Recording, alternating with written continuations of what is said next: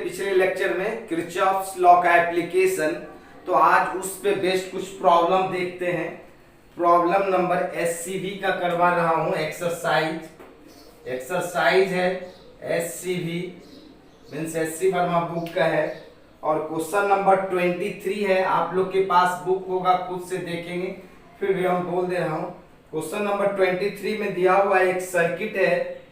यहाँ पे एक एमीटर लगा हुआ है जिसका नाम है A3 और ये एक रेजिस्टेंस है और इस रेजिस्टेंस का वैल्यू 10 ओम और यहाँ एक रेजिस्टेंस है।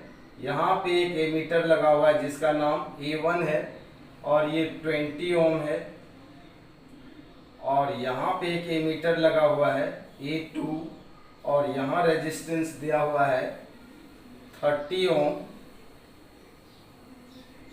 और करंट यहाँ से जा रहा है और उधर से पास कर जा रहा है और दिया हुआ in the if the reading of ammeter A1 is 2.4 ampere और इसमें जो करंट जा रहा है I, यहाँ से करंट है 2.4 ampere, then calculate the reading of A1 and A2, neglect the resistance of the ammeter। Means ammeter के रेजिस्टेंस को नेग्लेक्ट कर देना है। हमको कैलकुलेट करना है A1 और A2 का रीडिंग क्या होगा। तो हम लेट कर लिया, इसमें I1 करंट गया और इसमें लेट कर लिया I2 करंट गया। तो आपको डिस्ट्रीब्यूशन ऑफ करंट हम पैरेलल में बताए थे। जब I1 कैलकुलेट करते हैं तो I1 का वैल्यू होता है IR2 bye R1 plus R2। Total current कितना जा रहा है यहाँ से 2.4 एम्पेयर, तो 2.4 और R2 नीचे वाला रेजिस्टेंस होता है बाय 30 और R1 प्लस R2 दोनों को जोड़ेंगे 30 प्लस 20 50 आएगा। ये दोनों कैंसिल, मीन्स ये हो जाएगा 2.5 इंटू 2.4 इंटू 3 करेंगे तो 4 3 जा 12, 3 2 जा 6, 6 1 7, 7.2 बाय 5। तो 5 को 1 बार जाएंगे तो 5 1 जा 5, 5 4 जा फिर 1.44 एम्पेयर होगा। क्लियर है। जब यहाँ से 1.44 एम्पेयर हो गया तो I2 का वैल्यू हो जाएगा 2.4 माइनस 1.44 एम्पेयर। ये जो मेरा रीडिंग होगा, ये रीडिंग होगा किसका A2 का, ये रीडिंग होगा किसका A2 का और ये रीडिंग किसका होगा A1 का और A3 का रीडिंग गिवन ये कितना है 2.4 एम्पेयर। क्लियर है। अगर इसी क्वेश्चन में पूछ रहा है इक्विवेलेंट रेजिस्टेंस क्या होगा तो ये दोनों रेजिस्टेंस किसमें है पैरेलल में है। इक्विवेलेंट रेजिस्टेंस हम निकालेंगे 30 इंटू 20 बाय 30 प्लस 20 और उसके सीरीज में कितना लगा हुआ है 10 ओम। ये मेरा हो जाएगा 600 बाय 50 प्लस 10, ये कैंसिल 12 बार में कैंसिल हो जाएगा, मीन्स 22 ओम होता है इक्विवेलेंट रेजिस्टेंस। क्लियर है। देखते हैं नेक्स्ट क्वेश्चन क्या है। नेक्स्ट क्वेश्चन 24 का है। 24 नंबर में क्वेश्चन कह रहा है the resistance of the rheostat as shown in the figure 30 ohm, neglect the meter resistance, find the minimum and maximum current through the ammeter as shown in the figure। ये एक circuit diagram है और इसका जो cell लगा हुआ है, इस सेल का पोटेंशियल 5.5 वोल्ट है और यहाँ से ये दो रेजिस्टेंस है और इसका जो वैल्यू दिया हुआ है, इसका वैल्यू है 10 ओम और ये है मेरा 20 ओम। क्लियर है। और यहाँ पे एक रियोस्टेट लगा हुआ है और इस रियोस्टेट का रेजिस्टेंस 30 ओम है और ये यहाँ से कनेक्ट है एक एमीटर से और ये अभी सेंटर में लगा हुआ है, बीच में लगा हुआ है। तो कहता है इसका मिनिमम और मैक्सिमम वैल्यू क्या होगा। हम देखते हैं, अगर जिस वक्त ये बीच में लगा हुआ होगा उस वक्त का जो रेजिस्टेंस होगा ये कितना ओम हो जाएगा, 15 ओम हो जाएगा। तब यहां से सर्किट में करंट चलेगा, तो ये दोनों रेजिस्टेंस पैरेलल में है, तो इक्विवेलेंट रेजिस्टेंस कितना हो जाएगा, 10 × 20/10 + 20 + 15। क्लियर है। तो ये जो मेरा हो जाएगा ये 200/30 + 15, ये मेरा हो जाएगा 20/3 + 15। अगर हम इसका एलसीएम लेंगे तो 3, ये 20 + 45 मीन्स 65/3। क्लियर है। तो 65/3 मीन्स आर इक्विवेलेंट का वैल्यू मेरा आ गया 65/3। जब हम यहाँ से करंट का वैल्यू निकालते हैं तो ये जो करंट होगा मेरा यहाँ पे बीच में लगा हुआ है, तो ये कम से कम रेजिस्टेंस है, तो ये मिनिमम, ये मैक्सिमम करंट होगा, और मैक्सिमम करंट का वैल्यू हो जाएगा I = V/R मीन्स 5.5/65 × 3। अगर हम इसको कैलकुलेट कर लेते हैं, this is your maximum resistance, maximum current means ammeter का जो मैक्सिमम रीडिंग होगा 5.5 × 3/65 कैलकुलेट कर लेंगे, जो वैल्यू आएगा वही मैक्सिमम करंट होगा। जब ये मेरा इस पॉइंट को यहाँ पे कनेक्ट करते हैं, ये टोटल रेजिस्टेंस कितना हो जाएगा 30 ओम। तब उस वक्त आर इक्विवेलेंट क्या होगा, और आर इक्विवेलेंट का वैल्यू हो जाएगा 10 × 20/10 + 20। ये दोनों पैरेलल में, अब की बार इसमें कितना ऐड करेंगे 30, ये कितना हो जाएगा 200/30 + 30, ये दोनों कैंसिल मीन्स 20/3 + 30, ये मेरा हो जाएगा 20, 3 3 9, 90/3, 110/3। और आई मिनिमम करंट जो होगा, मिनिमम करंट का वैल्यू होगा V/R। V कितना दिया हुआ है 5.5, तो 5.5 डिवाइडेड बाय 110 × 3, ये जो करंट आएगा मिनिमम करंट आएगा। क्लियर है। देखते हैं नेक्स्ट क्वेश्चन क्या है। नेक्स्ट क्वेश्चन देखते हैं। नेक्स्ट क्वेश्चन नंबर 28 देखते हैं क्या है। क्वेश्चन नंबर 28 खुद से ट्राई करोगे, जो नहीं बनेगा पूछना है। क्वेश्चन नंबर 28 है, ये 5 ओम का एक रेजिस्टेंस है और यहां से कनेक्ट है एक रेजिस्टेंस 20 किलो ओम, ये भी 5 किलो ओम दे रखा है, 5 किलो ओम, और ये है मेरा 10 किलो ओम। ठीक है। और यहां पे लगा हुआ है एक 100 किलो ओम का, और ये पॉइंट है ए और ये है मेरा बी, और यहां से करंट पास कर रहा है, इसमें भी जा रहा होगा और यहां से भी निकल रहा होगा।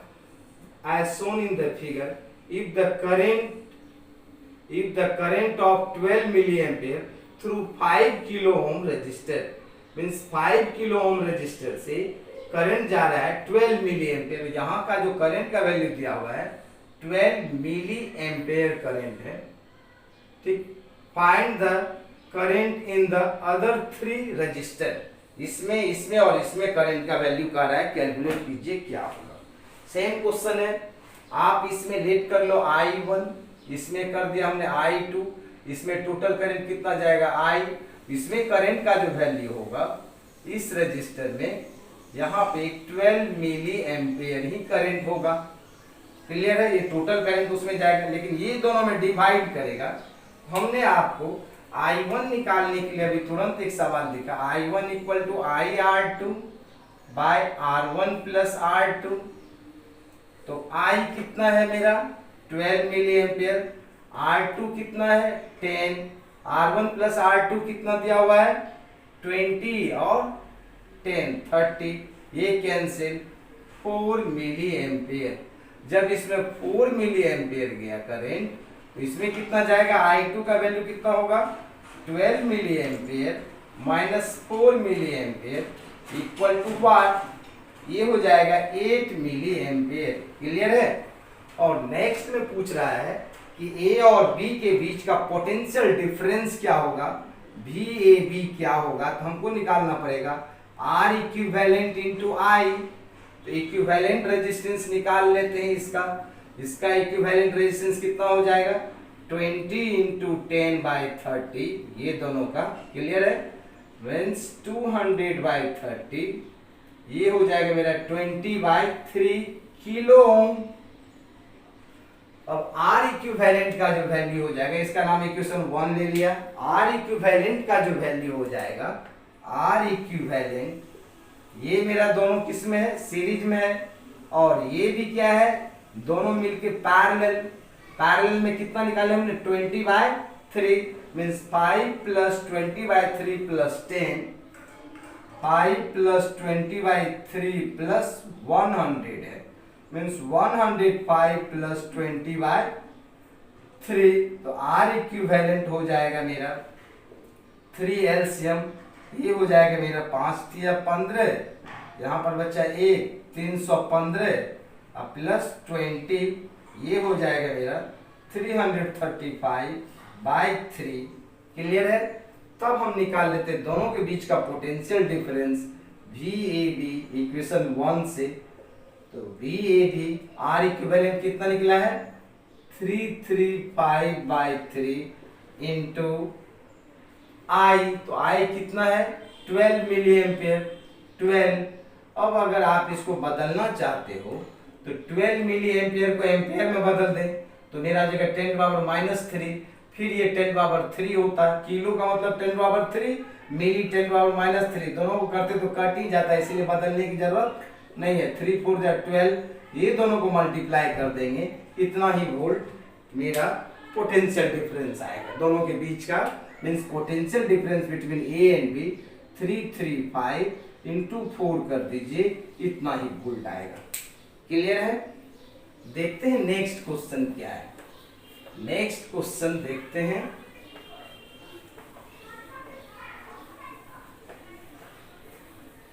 नेक्स्ट क्वेश्चन नंबर 30 करवाए हुए, बहुत आसान है, करा ले, बन जाएगा खुद से। 31 देखिए, कहते एक वायर है जिसका रेजिस्टेंस 15 ओम है, ये बहुत लंबा सा वायर है, इसका रेजिस्टेंस कितना है, 15 ओम दिया हुआ है, और इसको मोड़ करके एक रेगुलर हेक्सागन बना दिया। ये एक रेगुलर हेक्सागन है, रेगुलर हेक्सागन जो लिखा हुआ ABCDEF&A। तो मेरा 6 का रेगुलर हेक्सागन है, तो 15 में 6 से डिवाइड कर दो तो उतना ही आएगा, मीन्स 15 / 6, ये मेरा हो जाएगा 3 2 जा 6 और 3 5 जा, मीन्स ये भी हो जाएगा 2.5 ओम, ये भी 2.5 ओम। क्लियर है। ये भी 2.5 ओम, ये भी कितना होगा 2.5 ओम, ये भी कितना होगा 2.5 ओम, ये भी कितना होगा 2.5 ओम।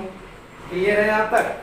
अब नंबर 1 में कह रहा है, नंबर फर्स्ट में कह रहा है find the equivalent resistance between point A and B। Equivalent resistance A B के बीच में कह रहा है निकालने के लिए। तो A से करंट जा रहा है, B से बाहर निकल रहा है, तो आप देखो ये सारा रेजिस्टेंस मेरा किसमें होगा, सीरीज में होगा। ठीक है। तो 2.5 2.5 2.5 2.5 2.5, तो सबको जोड़ देंगे 2.5 × 5, ये मेरा सीरीज में हो गया। उसके ये किस में है, पैरेलल में। तो प्रोडक्ट कर देंगे 2.5, प्रोडक्ट बाय सम 2.5 × 5 + 2.5, इसको कैलकुलेट कर देंगे, यही आपका रेजिस्टेंस आएगा A और B के बीच में। और सेकेंड नंबर में कह रहा है equivalent resistance between A and C। तो A एंड C, तो A से जा रहा है, C से बाहर निकल रहा है, तो equivalent resistance between A and C, A और C 2.5 2.5 2.5 2.5, इसको जोड़ेंगे तो 5, ये भी मेरा 5 5 5 10 हो जाएगा।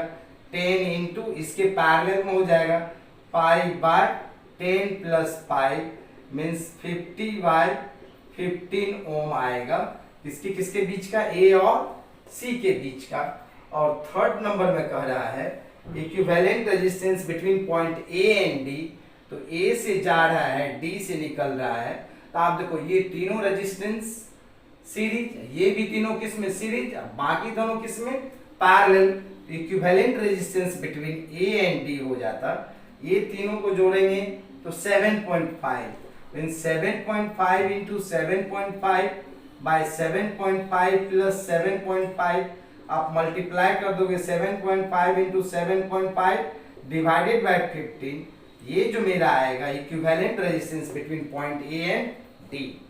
क्लियर है। नेक्स्ट क्वेश्चन क्या है देखते हैं। नेक्स्ट क्वेश्चन ये आपके एससीबी का एक्सरसाइज का क्वेश्चन है, करंट इलेक्ट्रिसिटी का। आप लोग खुद से बनाओगे। क्वेश्चन नंबर 32 है। क्वेश्चन नंबर 32 में है ये एक रेजिस्टेंस है और ये भी एक रेजिस्टेंस है और यहाँ पे ये 10 ओम है, ये मेरा 20 ओम है। यहाँ पे एक स्विच लगा हुआ है, इस तरह से ये स्विच लगा हुआ है, ठीक है। और ये एक कनेक्ट किया हुआ है एक सेल से, जिस सेल का पोटेंशियल 3 वोल्ट दिया हुआ है। क्लियर है। तो क्वेश्चन में पूछ रहा है calculate the consider a circuit as shown in the figure, find the current through 10 ohm resistor when switch S is open and second में S is closed। कहता स्विच S जो है फर्स्ट नंबर में S क्या है मेरा, open है। तो ओपन है तो आप देखो ओपन है तो इसमें करंट नहीं आएगा, टोटल का टोटल इसमें चला जाएगा। तो ओपन देगा तो कितना करंट चलेगा देखते हैं। तो टोटल रेजिस्टेंस कितना हो जाएगा, ये दोनों किसमें है, सीरीज में है, तो 30 ओम। क्लियर है। तो I इक्वल टू हो जाएगा V/R 3/30 मीन्स 1/10 0.1 एम्पीयर। क्लियर है। नंबर 2 में कहता है S क्या है, क्लोज्ड है। अब S को हमने क्लोज्ड कर दिया, अब S को क्लोज्ड कर रहे हैं। S को अगर हम क्लोज्ड कर दिया ये शॉर्ट सर्किट बन जाएगा, तो मतलब ये रेजिस्टेंस काम नहीं करेगा, टोटल का टोटल करंट इधर से पास कर जाएगा शॉर्टेस्ट पाथ होते हुए, ये रेजिस्टेंस काम नहीं करेगा। तो उस वक्त इक्विवेलेंट रेजिस्टेंस 10 ओम होगा। उस वक्त जो I डैश होगा, अब I डैश का वैल्यू क्या होगा, V/R 3/10 means 0.3 ampere. I equal to V/R। Clear है यहाँ तक। क्लियर है। नेक्स्ट क्वेश्चन देखते हैं। एक क्वेश्चन है जो बहुत इंपॉर्टेंट क्वेश्चन है, जो बोर्ड के भी एग्जाम में आता है। बताते हो क्वेश्चन क्या है।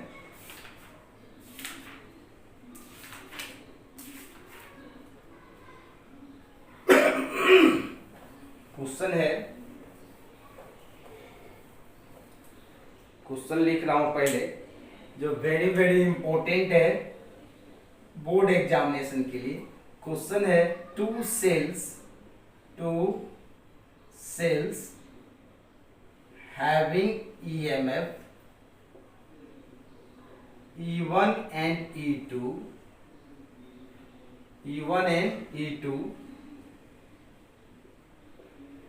internal resistance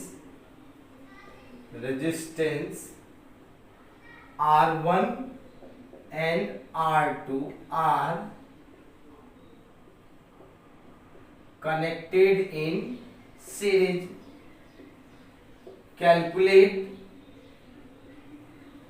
कैलकुलेट नंबर 1 में कह रहा है इक्विवेलेंट EMF, मतलब टोटल EMF क्या होगा बताइए। एंड नंबर 2 में कह रहा है इक्विवेलेंट रेजिस्टेंस, मीन्स दो सेल है, एक का EMF E1 और दूसरे का EMF E2, दोनों कनेक्टेड है किसमें, सीरीज में। तो कहता है इक्विवेलेंट EMF और इक्विवेलेंट रेजिस्टेंस क्या होगा। तो क्या होगा इसका आंसर देखते हैं। आप दो सेल ले लो, ये एक सेल है, इसका EMF E1 और इसका इंटरनल रेजिस्टेंस R1, दूसरा एक सेल है, इसका internal resistance R2, EMF E2, दोनों सीरीज में कनेक्ट है। और सर्किट कंप्लीट करने के लिए हमने एक एक्सटर्नल रेजिस्टेंस R से कनेक्ट कर दिया। This is external resistance. अब देखें, अब इसमें क्या होगा, ये जो मेरा सर्किट है ये करंट देगा, ऐसे ये करंट चलेगा, सर्किट में करंट फ्लो होगा। हमने लेट कर लिया कि I करंट फ्लो हो रहा है, और ये सेल क्या हो रहा है, डिस्चार्ज, ये भी सेल क्या हो रहा है, डिस्चार्ज। और किरचॉफ्स का लूप लॉ पढ़े थे, the total sum of potential in a closed loop is equal to 0 and along the direction of current potential is positive and opposite to the direction of current potential is negative. Along the direction of current potential is negative भी ले सकते हैं, and opposite to the direction of current potential is positive। हमने ले लिया ये loop A, B, C, D। हम Kirchhoff's का लूप लॉ लगाते हैं, means KLL, Kirchhoff's loop law. तो किरचॉफ्स लूप लॉ हम लगाए इस सर्किट में, तो यहां का पोटेंशियल क्या होगा, -IR, फिर यहां का पोटेंशियल क्या होगा, -IR2, फिर ये सेल डिस्चार्ज हो रहा है तो डिस्चार्जिंग का ईएमएफ पॉजिटिव होता है E2, फिर यहाँ पे करंट कितना आ रहा है I, तो यहाँ पोटेंशियल कितना होगा, -IR1, और ये भी सेल क्या हो रहा है, डिस्चार्ज हो रहा है, इसका ईएमएफ क्या होगा, पॉजिटिव E1 इक्वल टू क्या हो जाएगा, 0। According to statement of Kirchhoff's loop law the total sum of potential in a closed loop is equal to 0। तो हमने total sum of potential in a closed loop is equal to क्या कर दिया, 0 कर दिया। अब देखें, हम सब I वाले को एक साथ ले लेते हैं, -I कॉमन ले लिया, R plus R1 plus R2, E को उधर ले जाएंगे, E1 प्लस E2, क्लियर है, minus minus cancel, I equal to कितना हो जाएगा, E1 plus E2 by R plus R1 plus R2। हम इसको लिख सकते हैं E0 bye R plus R0। अब इस इक्वेशन से आप कंपेयर करें, देखें इस इक्वेशन में E0 का वैल्यू कितना है, E0 का वैल्यू दे रहा है मेरा E1 प्लस E2, और R0 का वैल्यू क्या है, R1 plus R2। This is your equivalent EMF and this is your equivalent resistance. आप बोलोगे सर इतना क्यों, कि आप तो डायरेक्ट बताए हैं, जब दो सेल डिस्चार्ज हो रहा है तो टोटल ईएमएफ कितना हो जाता, E1 प्लस E2, एकदम आसानी से निकल जाता। और इक्विवेलेंट रेजिस्टेंस क्या होता है, सिर्फ सेल का रेजिस्टेंस पूछ रहा है, तो दोनों सेल किस में लगा हुआ है, सीरीज में, इसीलिए R0 equal to R1 plus R2। हम डायरेक्ट भी आंसर लिख सकते थे, लेकिन एग्जाम में कहता है किरचॉफ्स के लूप लॉ लगा करके निकाले, इसीलिए हमने निकाला। और इस R को नेग्लेक्ट इसलिए कर दिया कि ये R हमने एक्स्ट्रा लगाया था। अगर इसी इक्वेशन में हम कर दें, if R equal to 0, external resistance का वैल्यू 0 कर दें, तो I इक्वल टू क्या हो जाएगा मेरा, E1 plus E2 by R1 plus R2। This is equal to E0 by R0, means E0 का value what, E1 plus E2 and R0 का value R1 plus R2। So your equivalent EMF is E1 plus E2 and equivalent resistance is R1 plus R2। अगर हम यहाँ पे बोलें, अगर cell के terminal को इंटरचेंज कर दें, if the terminal of the cell is interchange, cell के टर्मिनल को इंटरचेंज कर दिया, इधर हमने नेगेटिव टर्मिनल, इधर पॉजिटिव लगा दिया, ये मेरा E2। अब बताओ, अब ये सेल जो हो रहा है डिस्चार्ज नहीं हो रहा है, क्या हो रहा है, चार्ज हो रहा है, तो टोटल ईएमएफ क्या हो जाता है, E0 E1 माइनस E2 हो जाता, बाकी सब वही रहेगा। टोटल रेजिस्टेंस कितना होता, R1 प्लस R2 होता है internal resistance. So current in the circuit क्या हो जाता, E0 bye R plus R0। Equation क्या आ जाता, E1 minus E2 by R plus R1 plus R2। जब सेल के टर्मिनल को इंटरचेंज कर देते हैं तो इक्विवेलेंट ईएमएफ मेरा E1 माइनस E2 आ गया। क्लियर है यहाँ तक? तब देखते हैं नेक्स्ट क्वेश्चन क्या है। नेक्स्ट क्वेश्चन देखते हैं, वो भी वेरी वेरी इंपॉर्टेंट होता है फॉर बोर्ड के लिए। क्वेश्चन है next, two cells having EMF E1 and E2, internal resistance R1 and R2 are connected in parallel.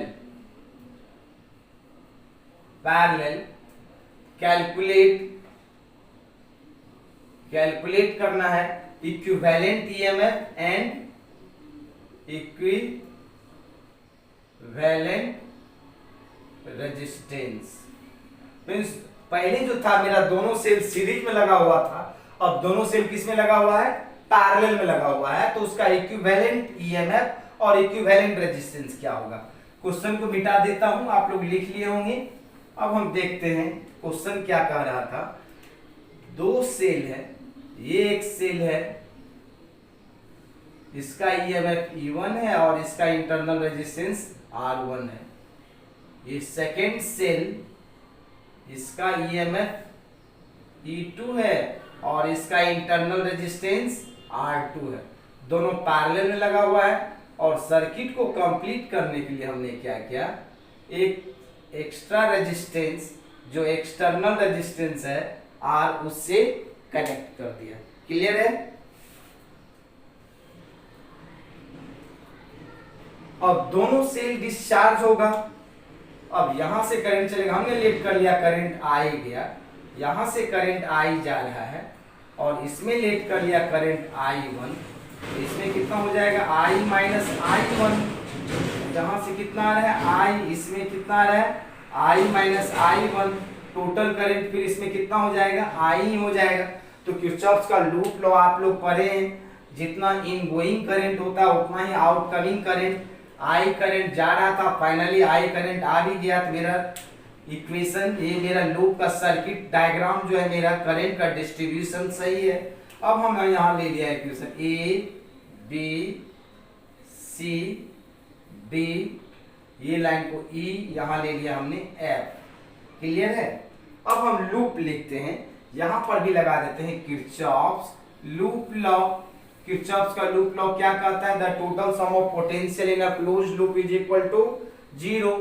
अब हम लूप ले रहे हैं, यहाँ जो लूप है मेरा A B C E D A, A से B, B से C, C से E होते हुए D, फिर D से A, एक लूप हो गया। अब इसमें कितना करंट जा रहा है? I, तो इक्वेशन क्या होगा? Minus IR। क्लियर है? यहां से गए यहाँ माइनस IR1, ये मेरा होगा प्लस E1 इक्वल टू क्या होगा? 0। इसको हम क्या लिख सकते हैं?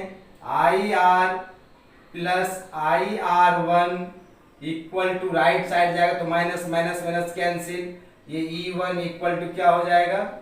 E1 के इक्वल हो जाएगा। इसका हमने नाम ले लिया इक्वेशन 1। क्लियर है? अब हम किरचॉफ्स लूप लॉ लगा देते हैं, A B C F D A। अब देखिए A B C F D A, इस लूप में देखते हैं इक्वेशन। यहां भी क्या है मेरा? माइनस IR, फिर minus I minus I1 into R2 plus E2 is equal to 0। ये क्या हो जाएगा? माइनस कॉमन लेकर के उधर कर देते हैं, ये क्या हो जाएगा? IR, ये प्लस हो जाएगा I minus I1 into R2 equal to क्या हो जाएगा? E2। ये इक्वेशन 2 होगा। क्लियर है? अब हम क्या करते हैं, अब इसमें हम देखिए क्या करते हैं, हमको क्या निकालना है? इक्विवेलेंट ईएमएफ निकालना है, EQ का वैल्यू निकालना है, मींस RQ का वैल्यू निकालना है। Equivalent EMF and equivalent resistance. हम क्या करते हैं, equation 1 is multiplied by R2 N2 multiplied by R1 and then add. Equation 1 को हम R1 R2 से मल्टीप्लाई कर देते हैं और इक्वेशन 2 को R1 से और उसके बाद दोनों को ऐड कर देते हैं। तो इसको अगर हम R2 से मल्टीप्लाई करेंगे तो क्या हो जाएगा, IR2 plus IR1R2 equal to E1R2, equation 3 हो जाएगा। अब इसको कितना से मल्टीप्लाई करें, R1 से, ये क्या हो जाएगा, IR1 प्लस IR1R2, यहाँ R2 है, फिर minus I1R1R2 equal to E2R1, equation 4। अब दोनों इक्वेशन को ऐड कर देते हैं। दोनों इक्वेशन को अगर हम ऐड करेंगे तो क्या कैंसिल हो जाएगा, दोनों इक्वेशन को ऐड करते हैं तो देखते हैं, दोनों इक्वेशन को ऐड करते हैं दोनों को। अब यहाँ पे देखो, इसमें करंट I1 जा रहा था, इसीलिए यहाँ पे I1 होगा, यहाँ भी I1 होगा। अब हम क्या करते हैं, मल्टीप्लाई कर दिया दोनों को। अब हम देखते हैं, ये मेरा क्या था, I1R1, तो यहाँ भी क्या होगा, I1R1, I1R1R2, I1R1R2, ये दोनों क्या हो जाएगा, कैंसिल।